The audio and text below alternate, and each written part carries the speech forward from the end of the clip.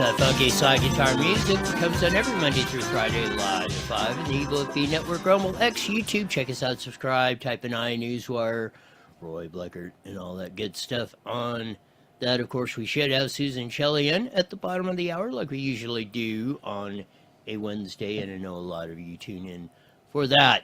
You ever seen a drunk raccoon passed out in the shitter? Oh my, what a setup here. Let's see if we can crackle off the ABC7 report here. Hopefully we go.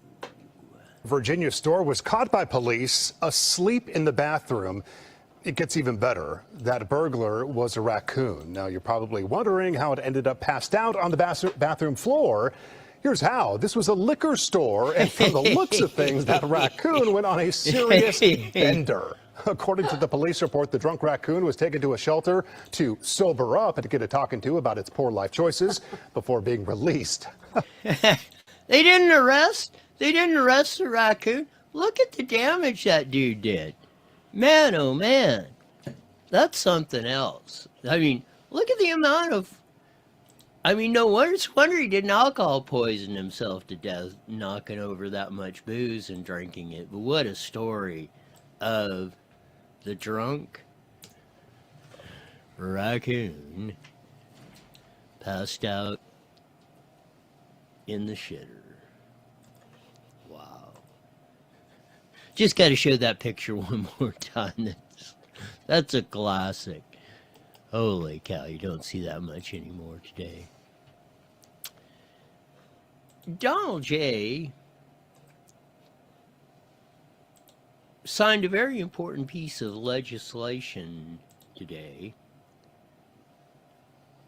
getting rid of all these stupid, idiotic, dumb carb rules, gas mileage mandates, your car's got to do this, that, and the other. It's added tens of thousands of dollars to cars. The average car is over $50,000. Average, not luxury car, not a Cadillac, not a Maserati, not a Lexus. Average car is over $50,000 now. It's freaking ridiculous.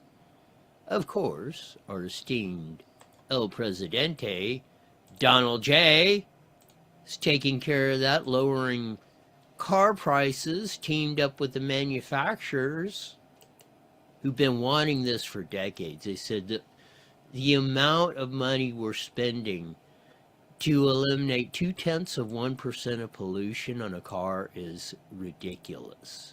Absurd tailpipe emission standards, one of the most important things that I've never had a group of people come to me more powerfully and really just devastated that they had to do it. It was killing them than the automobile manufacturers, the tailpipe emission standards. And I can tell you, your people at Ford were coming to me all the time, and they were saying, like, please, it doesn't do anything, and it's killing us. And it's driving the cost through the roof. And we revoked Biden's emissions waiver for California so that California communists could not regulate the automobile industry. California communists, this all started 1971. This was brought to you by Richard Nixon during the National Quality Air Act. And then Ronald Reagan with CEQA and all the CARB, California Air Resources Board.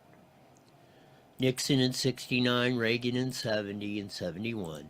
And we started killing the iconic, big, bold, stylish, lots of horsepower cars and turned them into little miniature roller skates, as they say today. And ruined the entire nation of automobiles, and they were doing that too. But we have that now under control also with your governor, who's got much more than he can control. Now under the So, and rightfully so, he got a shot in on Gulag Gavin Newsom on this whole enchilada, because nobody deserves that more than him. But again, 50 plus years of California jacking up unnecessarily car prices across with mandates and this and that. And again, the first part of it might have been, feasible. But like they said, we're trying to do that. And you want to get rid of the American car styling.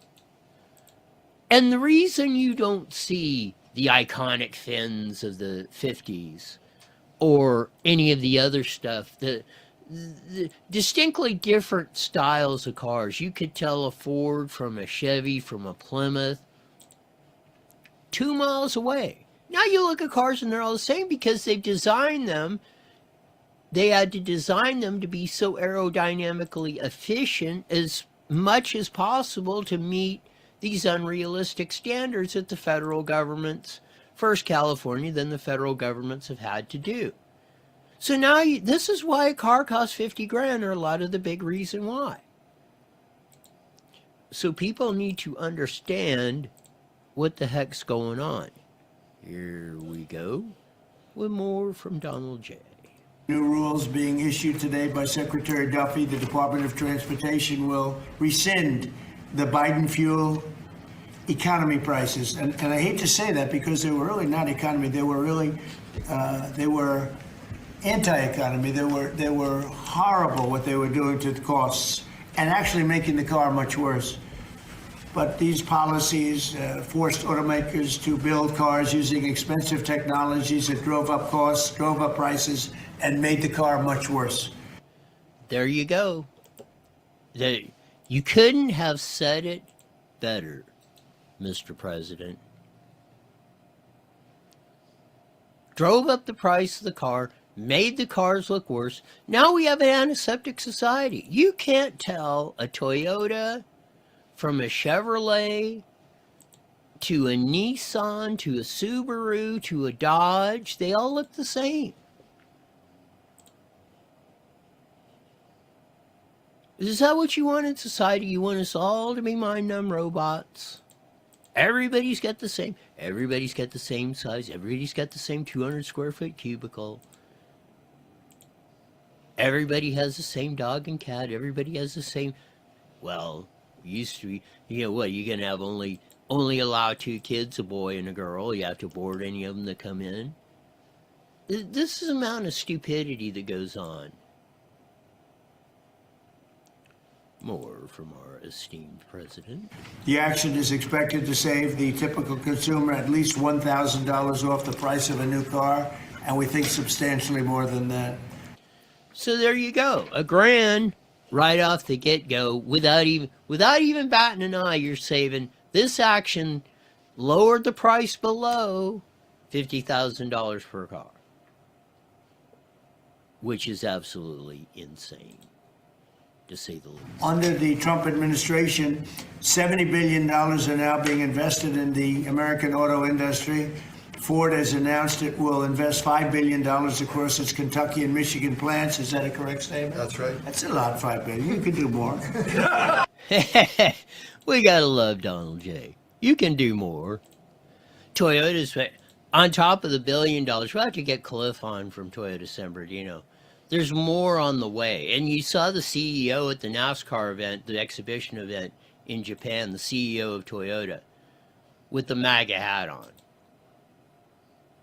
And again, this is the stuff, it takes a while to turn this stuff around. I know people are impatient and they wish things would just, we elected Trump and he's just supposed to snap his fingers and everything goes in. And there's things that I would like to see Trump do differently. And we'll get into them here in a little bit.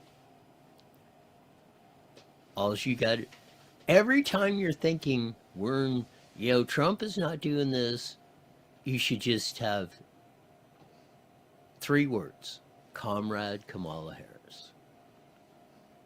What sort of trouble would we be in if that witch was in as president of the United States? A harrowing and scarier thought to think of even scarier than a drunk raccoon invading the liquor store and being passed out in the shitter. We got much more to come.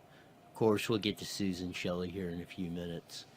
I know you guys want to stop hearing me babble and listen to her because she's much better and heck of a lot more intelligent. There are no truer words ever spoken on that. But Trump's been on it. And this antiseptic society, you know, people, oh, stop speeding, or they don't do this, or, you know, people aren't courteous. And all this sort. This is Newsmax money. New York Post was on it. Get to it here in a second. Waymo's now driving with full New York City taxi rage. Get to the right. There we go. So, people have noticed that Waymos will sit there. Lady was stuck behind a truck. Guys, you know, kind of parked outside, double parked, the moving van. The Waymo won't move. He's got both lanes blocked. The person behind, the lady behind's like going, pounding on the door, yelling out the window. The Waymo ain't moving. Now they program them to do the famous California stop where you roll through without officially stopping. One lady commented, now you're driving by there and you're going like by and you're like, the Waymo can actually drive or drives closer to people than most because of the sensors. It knows it's not going to hit. And she's like going, holy crap. We almost hit that guy. So they programmed the Waymos to drive like the whiners and complainers. And you know who you are mostly in the smarter half of the population. Oh, slow down. Oh, stop. Oh, well, they programmed Waymos to do that, and it caused all sorts of problems. Traffic jams, people being pissed off, delays. So as they say, be careful what you wish for, you just might get it. Technology is great, and this utopia world you have sometimes hooked up in your head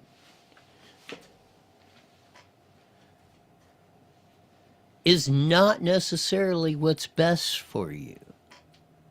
Just like with the cars. You know, we're going to lock the last 0.2% of possible pollution out, and we're going to have all cars painted white, looking like a half round deal from one end to the other. And it's going to beep at you and yell at you and tell you can't do this and that. It's about time. Trump is returning sanity. Sanity. Back into our realm of reality. And it's none too quick. Before we get into a little bit more, some of the stuff, and I wanted to touch on some of the economic stuff from yesterday that was at the cabinet meeting. A fighter jet crashes in a training mission up there by China Lake. Let's go to the ABC7 report. Here we go.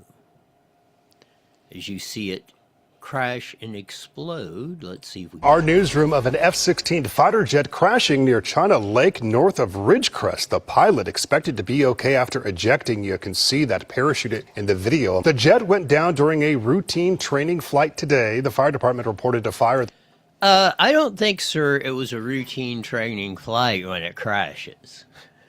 There's nothing about routine when you're looking at the wrong end of this stuff and your plane explodes into the ground, I imagine he must have ejected out of it. Well, let's see what the rest of the report says. The crash site, but said there was no threat to the surrounding vegetation or community.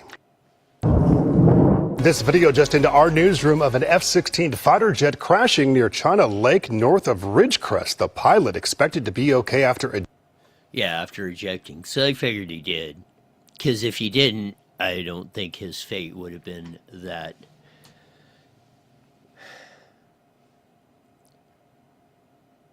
Well, we know.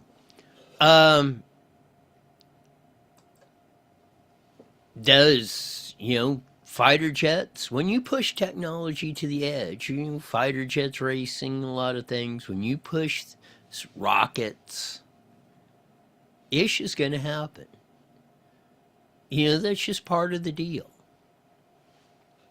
Good, glad the pilot was able to eject. That's why we have those safety systems in there that they can eject and get out and safely fly again. Want to get back to a little bit of, and we've seen Trump back to being Trump again, which whenever they try to get Trump off a script or try to make him read from a script, and we'll show you this in a second, it doesn't come off well. Trump's an ad-libber, fly-by-wire, let-it-rip kind of guy. He does not do well with reading off the script or some ding-dong who's sitting there tacking on a computer, writing this, that, and the other. That's not Trump. Reagan, Bill Clinton, Obama, they could read off the teleprompter and look like, $1 million. That's not Donald J. And when they try to do them, it does not come off well.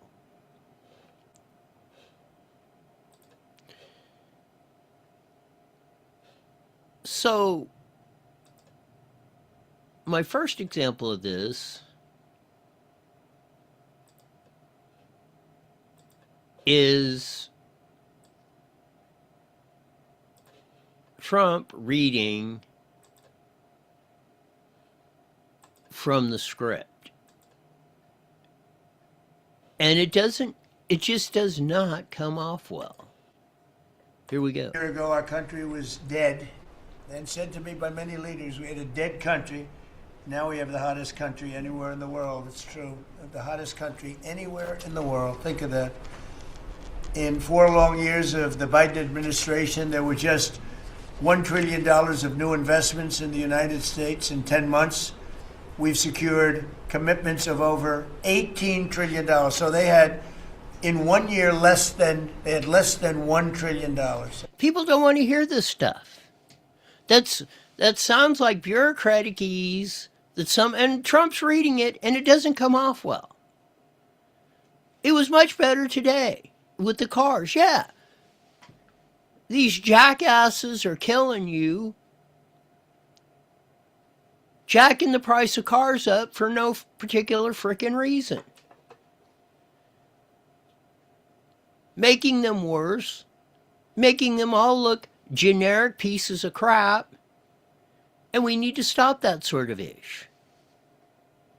As in yesterday.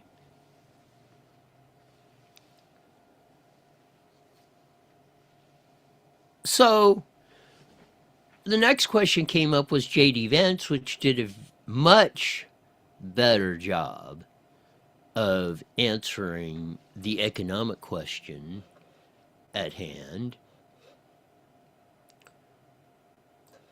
And if they would let Trump just be Trump and tell the story, Trump would come off more like JD or his natural self as how he has to project things to get his point across. Here's J.D. Vance right after Trump read, and it went on, and I don't want to drone on for that. But this is how, if they would have just told Trump, hey, answer the question, or, just make your presentation, just do it however you want. Here's bullet points, outline, letter it. But here's JD. Assembled, and I just want to pick up on something you said, Mr. President, because you hit the nail on the head, that it is absurd that Democrats talk about an affordability crisis that they created and the people around this table work every single day to address. You'll hear a lot of statistics today. You hear a lot of statistics in our political conversation. I think the most important statistic for the American people is that under the Biden administration, the average American family lost over $3,000 of household income. And under the first 10 months of this Trump administration, they have gained over $1,000 of household income. That's what Trump should have said that right off the get-go in his deal. Hey, Biden jacked things up 3,000. We've already dropped them 1,000 and going lower. And our goal is to, at the end of this year, have them below, at least wipe out the $3,000, and then we'll be on the savings side by the end of the second year. That's our promise to you, the American people, because you deserve it. That's the way it should be said. And JD's on that because he's just rolling it off the cuff, as they say. Here we go. Says very clearly is that we are fixing the problem that Joe Biden and the Democrats created in the last administration. If you look at every affordability crisis that's confronting the American people today, it is traceable directly to a problem caused by Joe Biden and congressional Democrats. Why did homes get so unaffordable? Because we had 20 million illegal aliens in this country taking homes that ought by right to go to American citizens. There you go. That's exactly what we are deporting people so you can afford homes again. You can have jobs again. You, the American citizen that deserve those jobs.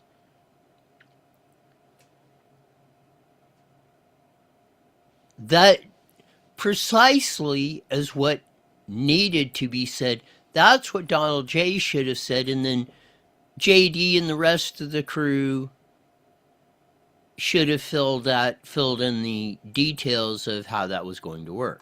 Why did tax bills get so unaffordable? Because Democrats were raising taxes while congressional Republicans under the president's leadership, we're now cutting taxes. Why did food get so expensive? Because we printed trillions of dollars and threw it into green scams that made our agricultural economy suffer while...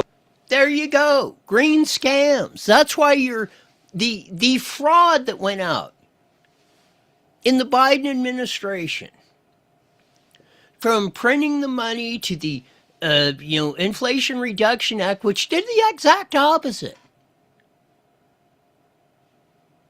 If you would have put commercials out like that, if the Acme Corporation would have put commercials out saying, "Yeah, this is the Reduce Inflation Act," when when you knew it was when the whole purpose of it was to do the exact opposite, you would be in jail for fraud. Americans were paying higher prices for food. On every single one of those issues, Mr. President, I think we've made incredible progress. But it would be preposterous to fix every problem caused over the last 4 years in just 10 months. I think that we've done incredibly good. But what I see over the next year, and you heard Brooke talk about joy and gratitude, what I really think this season represents for me, and I think for the entire administration, is that we have now done incredible work to fix what Joe Biden broke. And I think that next year, in American growth and American prosperity, could be the best year that we've had in the United States. So like I said, I would have ended up saying, by the end of 26, we are going to wipe out all the inflationary gains. The $3,000 Joe Biden took out of your pocket every year, we're going to have it fixed, and then you're going to have even more money in your pocket.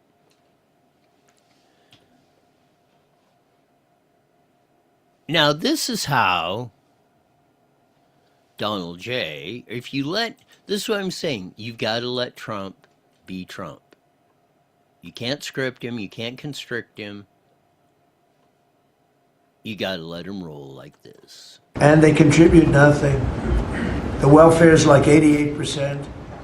They contribute nothing. I don't want them in our country, I'll be honest with you. Okay? Somebody would say, oh, that's not politically correct. I don't care. I don't want them in our country. Their country's no good for a reason. Their country stinks, and we don't want them in our country. I could say that about other countries, too. I can say it about other countries, too. We don't want them the hell. We have to rebuild our country. You know, our country's at a tipping point. We could go bad. We're at a tipping point. I don't know if people mind me saying that, but I'm saying it. We could go one way or the other, and we're going to go the wrong way if we keep taking in garbage into our country. That's exactly how Trump should be. That's where Trump is effective. That's what the people elected Trump to do. Not sugarcoat it, not, oh, apologize for everything. This is what we're going to do, and this is how it is. You may not like it or not, but this is what's going to be best for everyone. That's what we have, or we should have to look forward to. 40 seconds until we start. 40 seconds. We'll straighten all this stuff out, hopefully. Again, we see signs of getting things back. Yeah. Looked like the train was getting a little shaky, but it looks like we're pulling her back in. No need to jump off the train yet.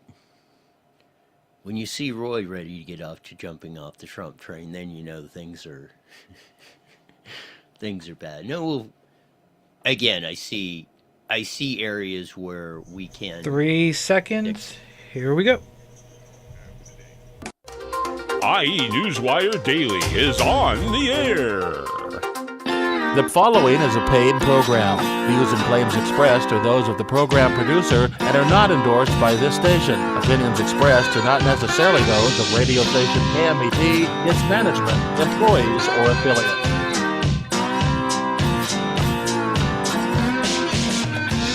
There's that funky slide guitar music that comes on every Monday through Friday, live 5:30 on the Mighty Met 1490 AM, broadcasting all over the Inland Empire in the aforementioned AM band.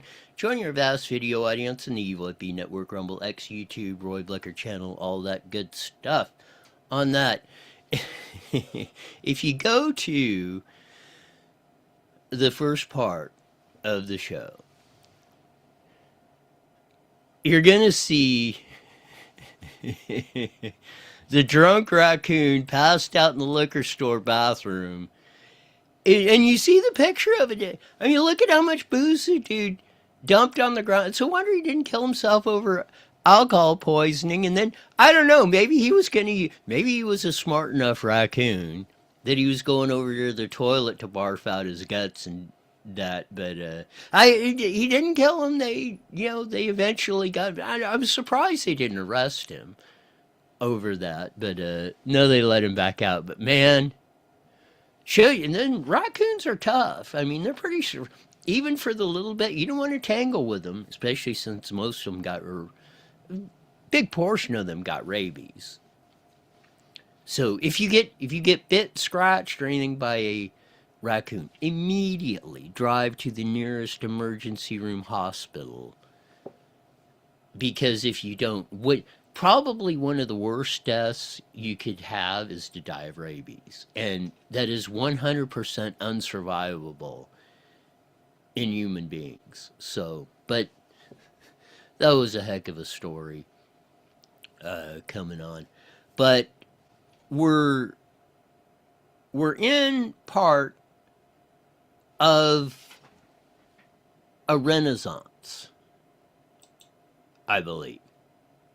And as Trump said, we can go the fork in the road one way or the other.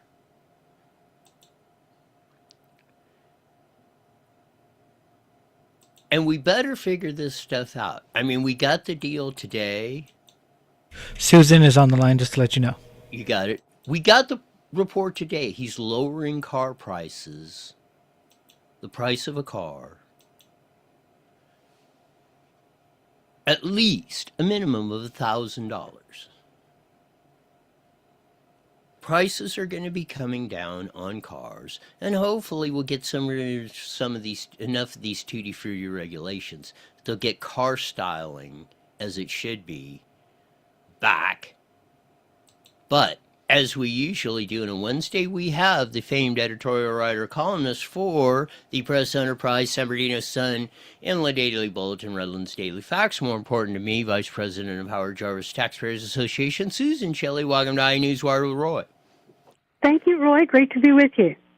Man, it's lots of stuff going in, but I hope Trump is back on track, and this what he did today with the car companies out there rescinding the stupid economy rules and all the dumb regulations that have been stacking more than $1,000 per car, which is over 50,000. Should have said with signing of this bill, the average price of the only thing I think he should have said is with the signing of this bill, the average price of the car immediately will drop below $50,000 and head even further south. But for all the people that are, that have been, edgy or Trump isn't doing it fast enough, I think this is a sign of positive development, and I hope we will see more of that in the future. What say you, Susan? Well, I agree with you. It's so important to get the federal government out of the business of regulating fuel economy and some of these other things that they started in the 1970s, which have added an incredible amount of cost to the price of a car.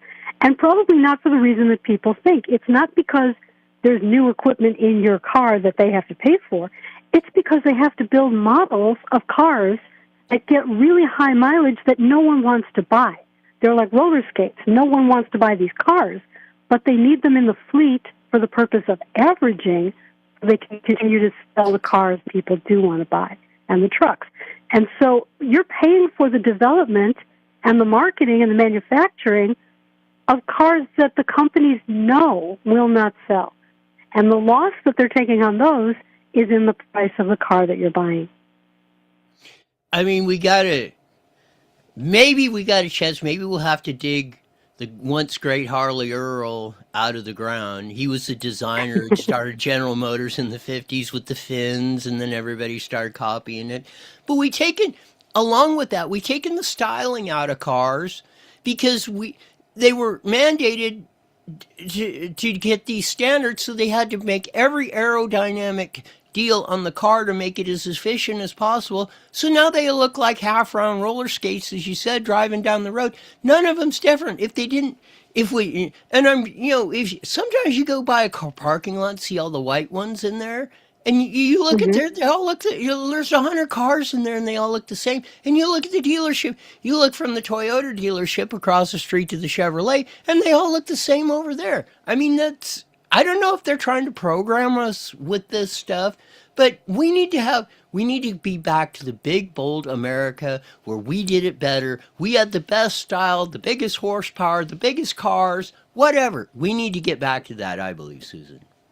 I think you're right. And what has happened through the years is that these fuel standards that originally were because of what was believed to be an oil shortage and an oil embargo stayed around because the government could use this as leverage for whatever else they wanted. So every negotiation with the car industry, whether it was a labor negotiation and you had a Democratic administration trying to help them, or whether it was something involving foreign markets, whatever the government wanted from the car companies, they could get with the leverage of changing up these standards, in tightening them or loosening them, or tightening them but not as fast. And we saw Barack Obama greatly increase the mileage requirement for climate change, which is ridiculous. And then Trump wanted to get rid of that, and of course the bureaucracy fought him.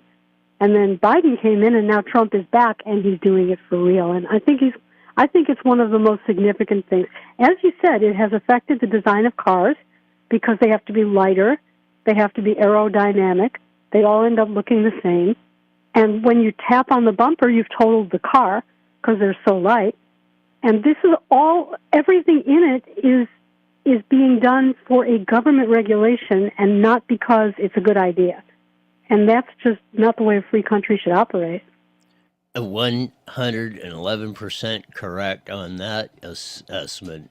I want to switch gears because the California politics has been coming, well, even more unglued than it has before.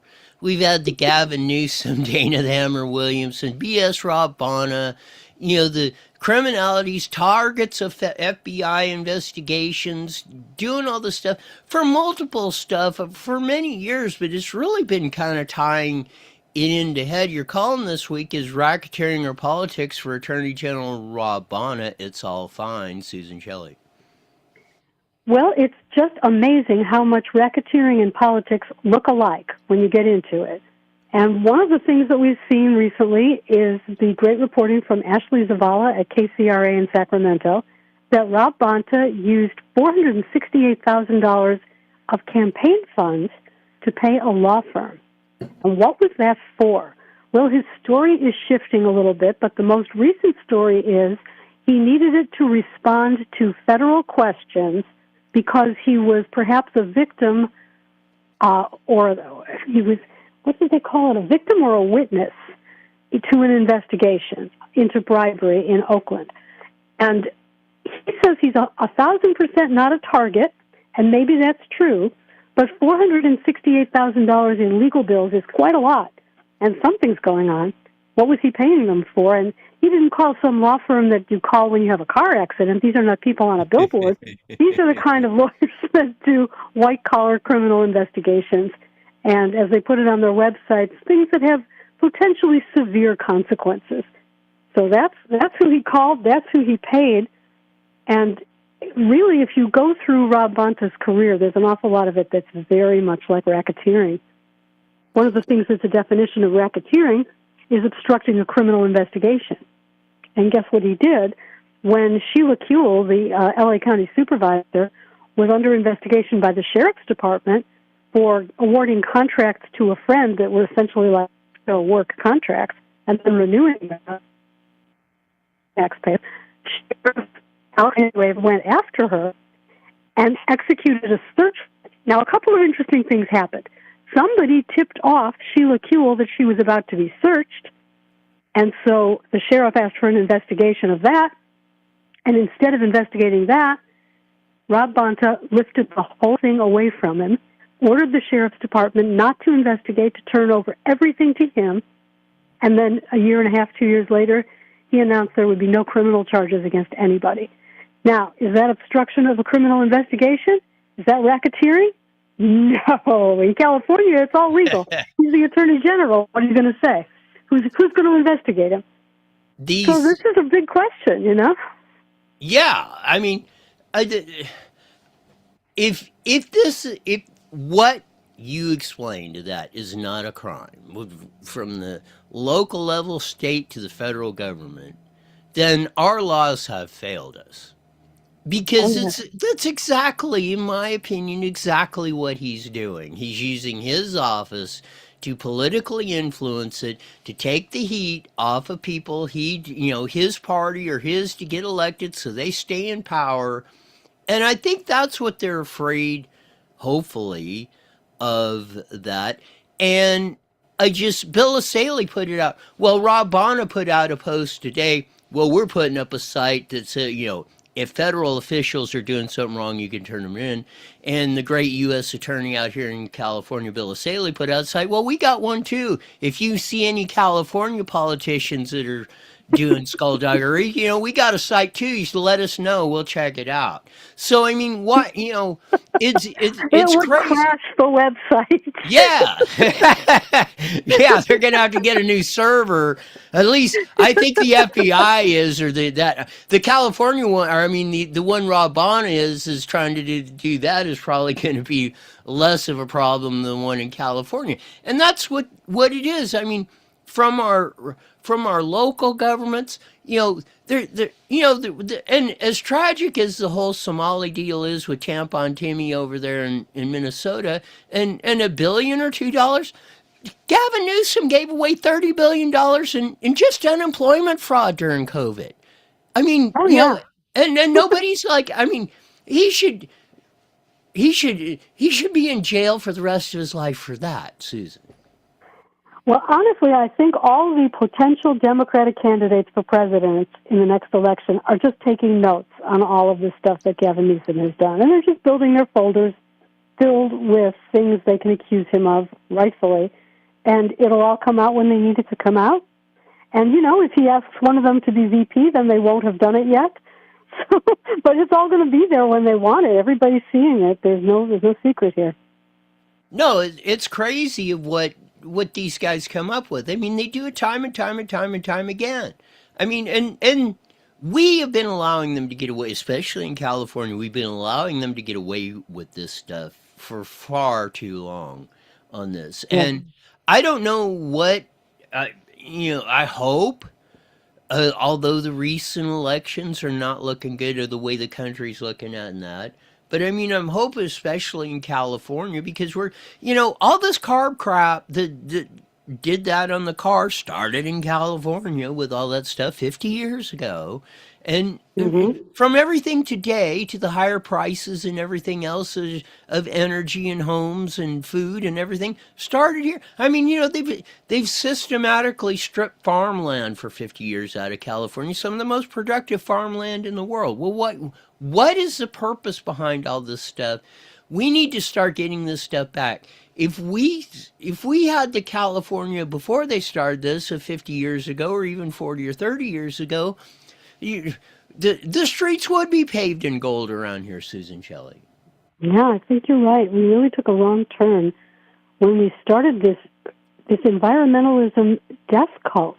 All of environmentalism is not a death cult, but some of it is. Some of it is we don't want human life, and we don't want to protect human life, and so we're not going to make fire breaks next to the Palisades because the habitat is more important than the safety of the homes.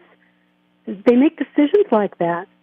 And they make decisions on the energy front that say, well, we're not going to have natural gas and we're not going to have nuclear and we're not going to have any more dams because we don't want hydroelectric. What are we going to do? We're going to do solar panels and windmills, and that's totally not adequate. Well, then people will just have to adjust and use less. And this has been the policy. This is written into the laws. They're going to do, quote, demand response research to see how they can get people to use less electricity when they need to use less. Well, that is called a reduced standard of living. Oh, poverty. And people can't pay their electric bills now, and they're only going up from here in California. So to the extent that the government won't do anything about that because they think the climate's more important, when in fact nothing we do affects the climate, but that's a separate argument. If they think that human life and human safety is not as important as these regulations, then we have a serious problem in California. It is like a death cult, and it has to be called out. We can't just keep pretending that we're cleaning up the smog from 1970 with each of these regulations. The smog from 1970 is gone. That's been cleaned up. Congratulations to everybody. It was expensive and difficult, but it's done. And now? Oh, now we have to have a new excuse for these buildings full of bureaucrats to write regulations. And if it's irrational and ridiculously expensive, well, that's too bad. These are good middle-class jobs that we've created in the regulatory bureaucracy. I mean, this is just crazy, the way California is injuring itself intentionally. I don't want less, I want more. I mean, this whole thing, this reminds me of another thing of 50 years ago in 74 when Moonbeam Brown became governor and he came up with that less is more. No, less is less and more is more. I mean, quit redefining the freaking terms. I mean, but they do that. I mean, it is, and it convinces people, or people start buying into that because they're hearing this all the time, or we're all going to, if you don't take less, we're all going to die. We're 50 years ago, as you said, with all this came in, we were going to run out of oil in 10 years, or we were going to freeze or burn to death in 10 years and all this.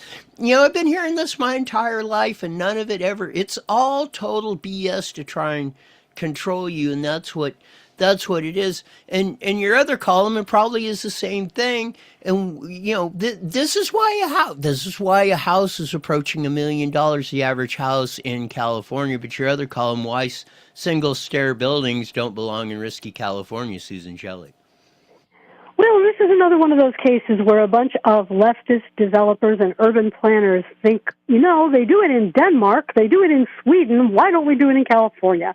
And the answer is because we're not Denmark and we're not Sweden. And they have this agenda of urbanism where there will be apartments next to transit, and if it costs everybody every cent they have for the rest of the century, that's worth it. That's their view.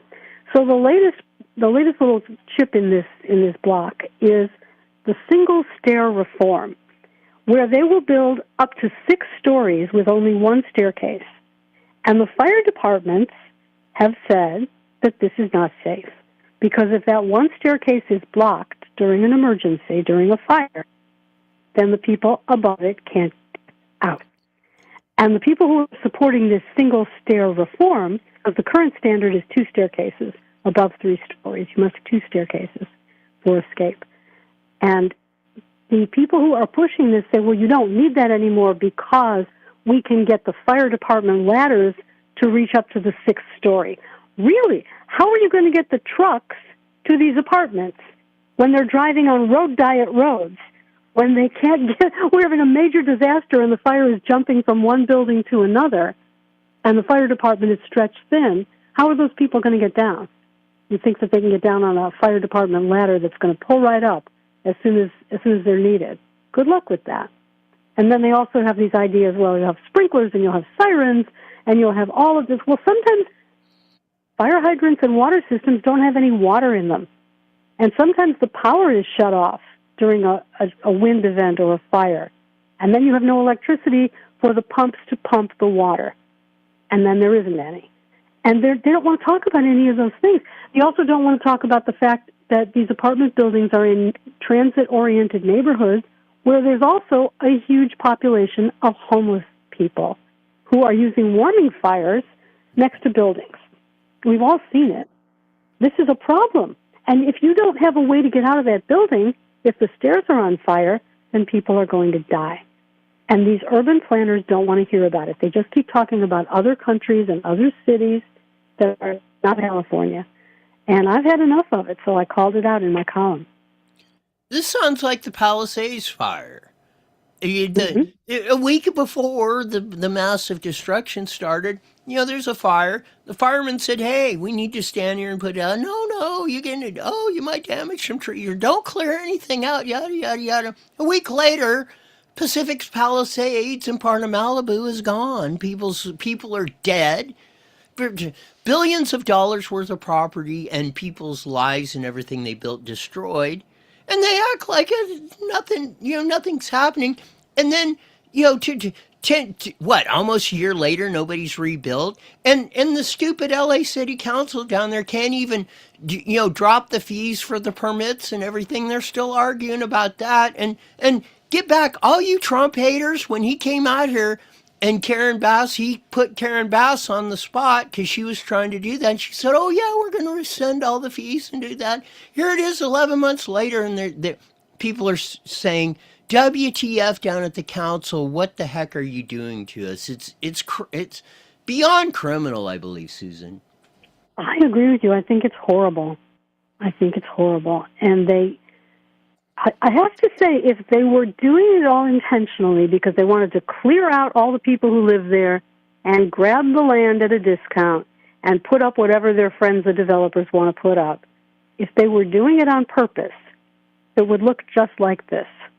What would look different if they were doing this intentionally? Yeah, you got me stumped. Yeah, it would look just like this. Everything they've done would be consistent with what you would do if you were trying to basically starve these people out, make them out of their homes for so long that their insurance runs out, that their savings run out, that their friends run out, and that all they can do is sell at a, pardon the expression, fire sale price to developers who are going to put up something that they'll have to pay some politician quite a bit of money for in order to get that permit expedited. This is corrupt at a level that I wouldn't even have believed possible. This is the California government, the local, state, and county governments. They are so unbelievably incompetent that it must be corruption. They can't be this incompetent naturally. I can't even get my evil meter down far enough to even think on that level. It's so incredibly just like if you weren't watching it, you wouldn't believe it. We got about a minute left. Tell them why they should join HJTA. Go. The Howard Jarvis Taxpayers Association is fighting for you on the right side of all these issues, fighting for you in the courts, the legislature, and on the ballot. And you can go to SaveProp13.com right now and print an official petition to get the Save Prop 13 initiative on the November 26th ballot. And what that will do is reverse some of these court decisions that are making it easier to raise your taxes. We have to fix these problems. They're attacking Prop 13 in the courts. We have to save it. SaveProp13.com. It'll take you 5 minutes. Print the petition, fill it out, sign it, mail it back. And if you don't have a printer, we'll mail it to you. Just look for the little button that says Get the Petition and fill out the form to have it mailed to you. HJTA.org is the website, and it's the Howard Jarvis Taxpayers Association. Be a member. HJTA.org. Thanks for being on, Susan. We'll do it again next week. Thank you, Roy.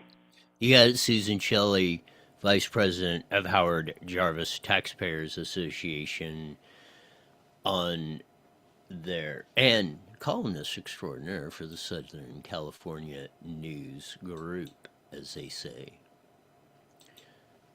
Man, it's some of the tangled web that we weave getting... It's astonishing sometimes to me that we're dealing with this amount of stupidity.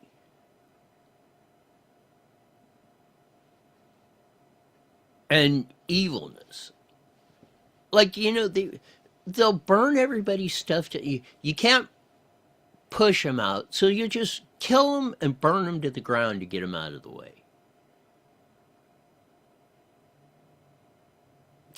Compare that to every tyrant, dictator, evil person that's walked this earth.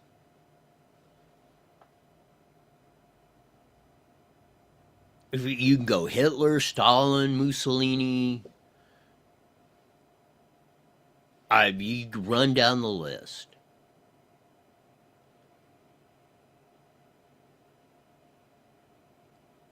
What other reason, as Susan Shelley said, what other reason would they let? I believe the evidence overwhelmingly shows. They purposely let Pacific Palisades burn.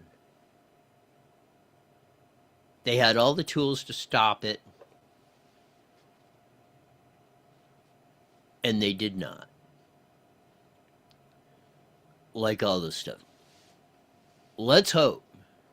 Maybe these elections going the wrong way got Trump's attention. He had Mark Mitchell from Rasmussen's reports down there, and some others.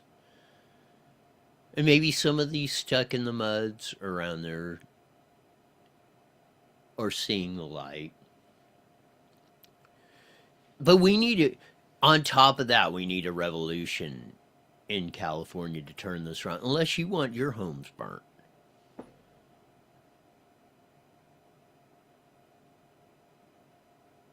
You know, if they shut your little internet stuff off, you won't be able to look at that 3x5 screen.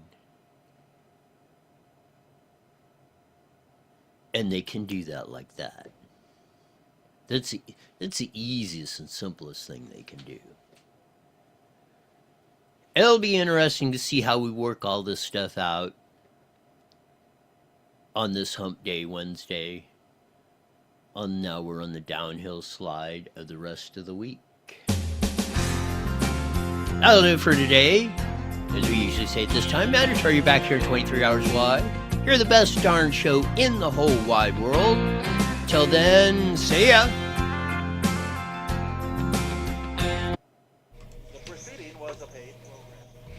All right, I will talk to you tomorrow.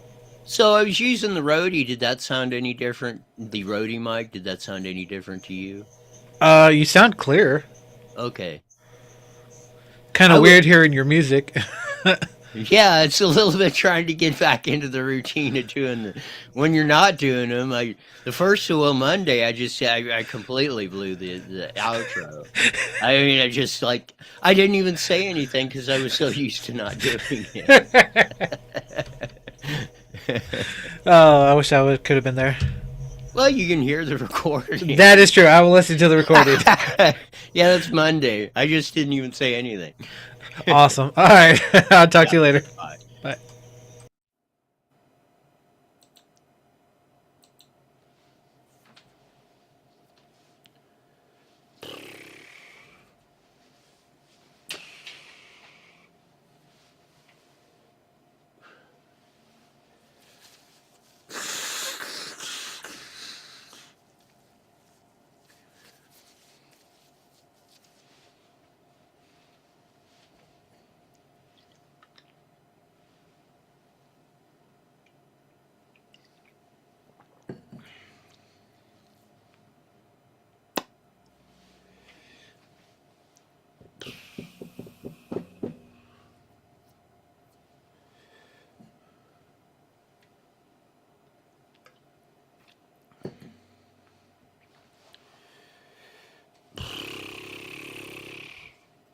Why is that not?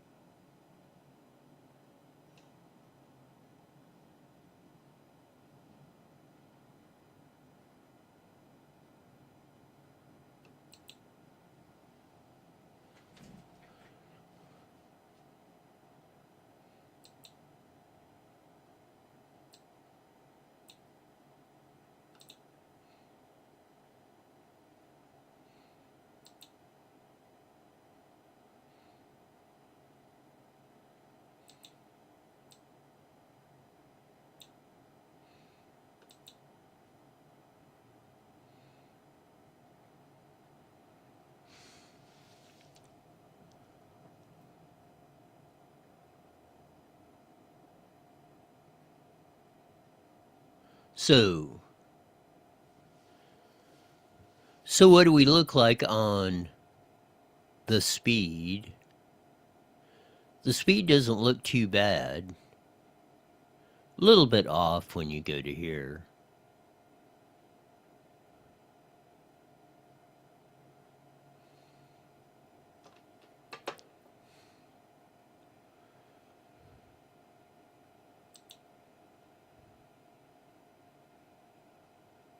So, oh, this is on the other side. So it's a little bit off when we're going this direction.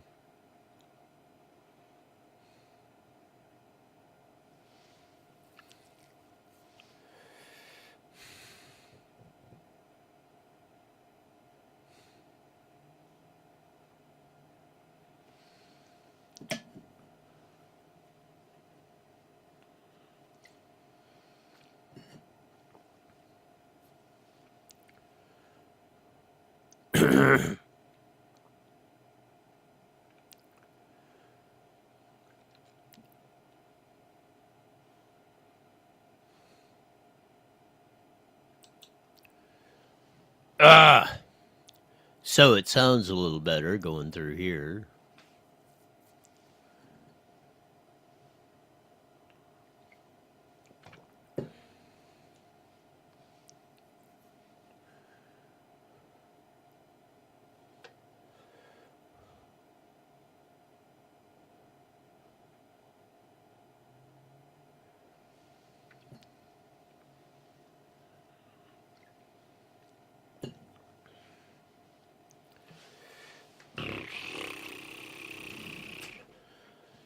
Ah.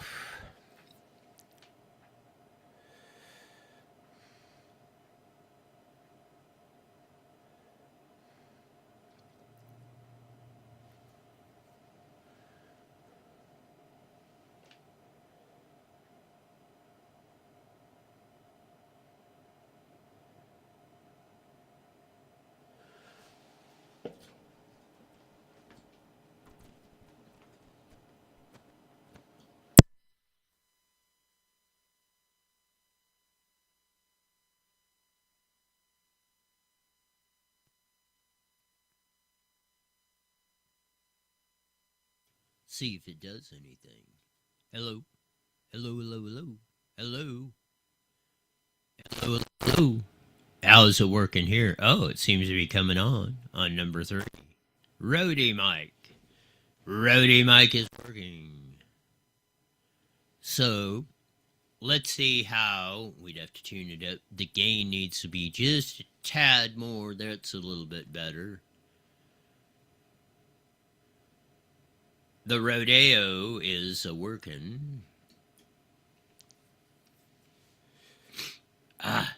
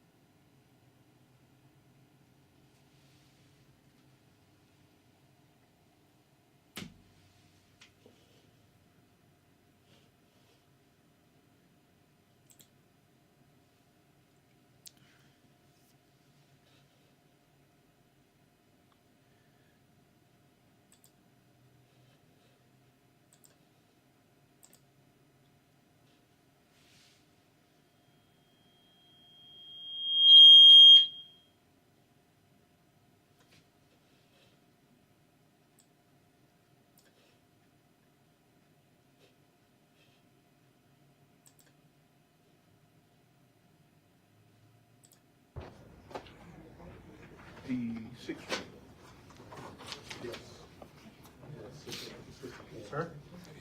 How are you? Yeah, no, I can't complain. But it's almost Friday. A couple more days.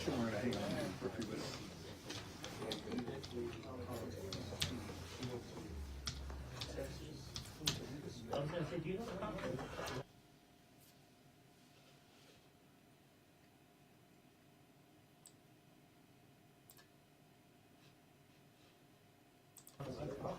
Have you probably seen it? Oh, right here. There.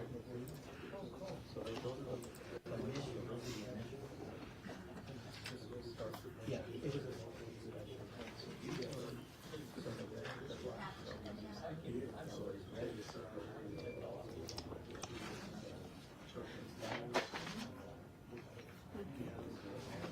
We don't need this one anymore.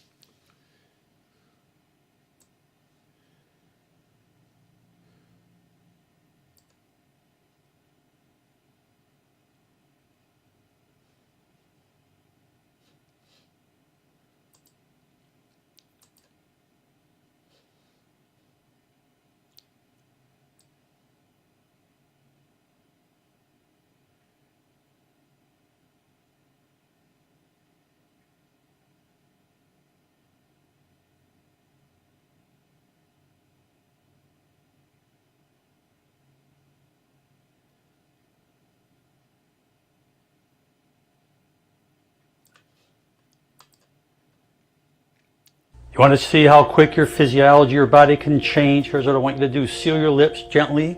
Breathe in through your nose for 4 seconds. Hold it for 2, and then release it through your nose, not mouth. The moment you switch from your mouth breathing to nasal breathing, the cells lining your nasal cavity begins producing more nitric oxide, one of the strongest natural vasodilators your body makes. Nitric oxide relaxes and widens those tiny blood vessels in your sinuses.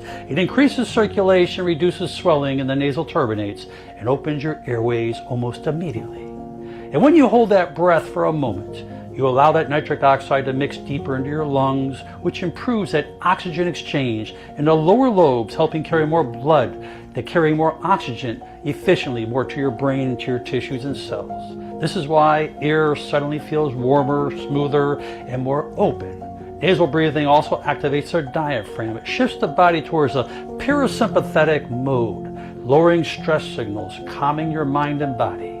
Many people notice clearer breathing immediately, more mental sharpness, or even this soft release of this facial tension across your cheeks and eyes. So do this anytime and any place throughout the day, and you will notice how your nervous system resets and your body will love you. You want to see how quick your physiology, your body can change? Here's what I want you to do. Seal your lips gently. Breathe in through your nose for 4 seconds. Hold it for 2, and then release it through your nose, not mouth. The moment you switch from your mouth breathing to nasal breathing, the cells lining your nasal cavity begins producing more nitric oxide, one of the strongest natural vasodilators your body makes. Nitric oxide relaxes and widens those tiny blood vessels in your sinuses.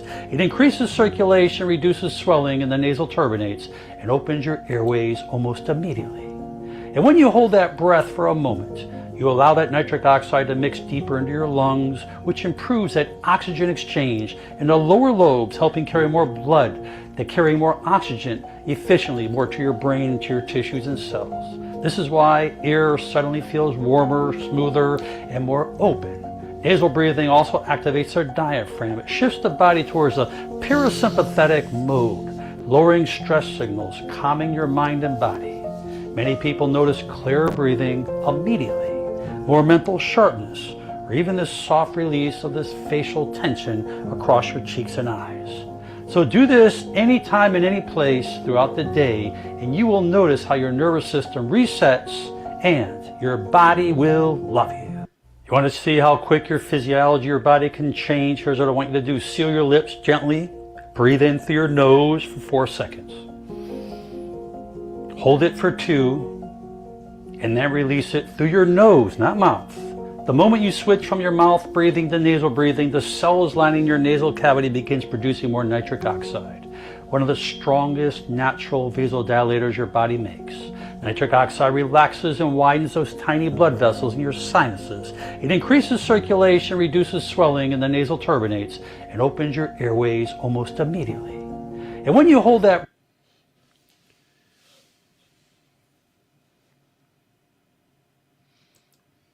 There have been cameras all over my friends and family. Morning. There have been cameras all over me.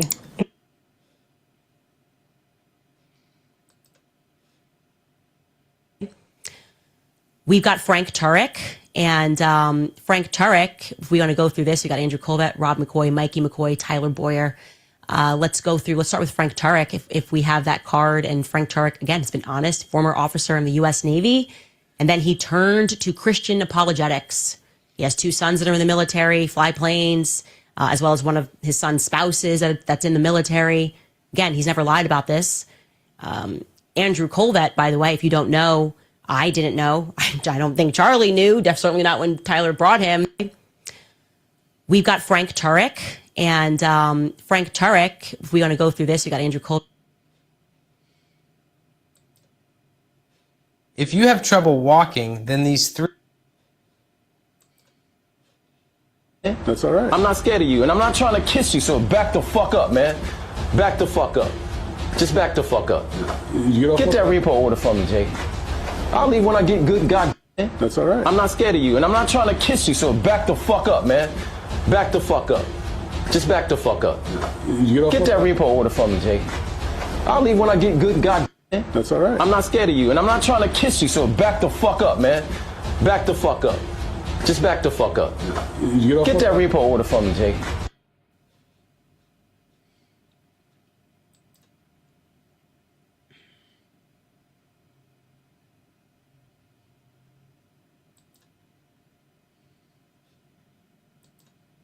So in case you guys missed it, Tim Pool is having a full-on meltdown, panic attack because Candace is blowing him out of the water.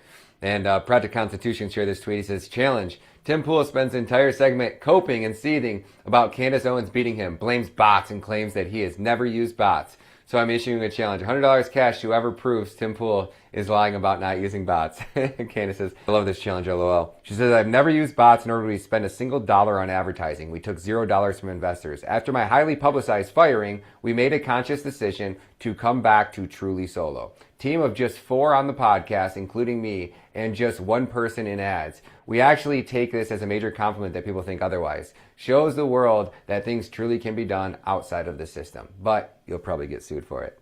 Candace Owens is absolutely crushing it. Check this clip of Tim Pool having a complete meltdown for about 20 minutes over Candace Owens. It's epic. Our show generates enough buzz for her to mention? Oh, I disagree. I think she has a lot of respect for you. And I think she knows the show is very important. We're not going to get, so right now, what do we have? We've got, we're split between Rumble. We have 46,000. Understand that Candace has one really big show she does every day, and it's big. People really like it. That's great. They like it, whatever. And so you'll hear in the press about how she's so big. Well, actually, across the board, I'm pretty sure we get equal to or more views than she does. Whereas Tim Castello does about 500,000, and she does like 2. If I stopped doing all the other shows, the viewers would concentrate around one show or whatever. My point is, there's a handful of you have to break down total viewership per company per view. So it's like her show's really big, but it's 1 hour-long show per day. Jealousy is such a female trait. I don't understand where they make these men at. I don't.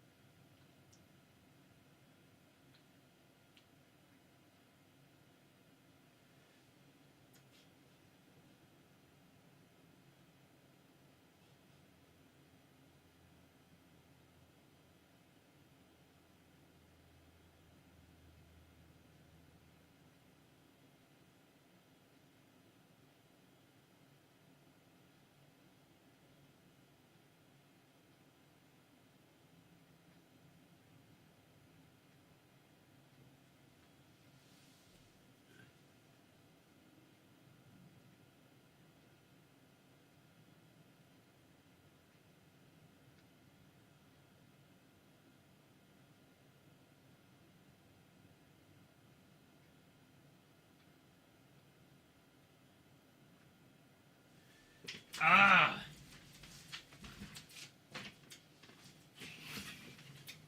Piss.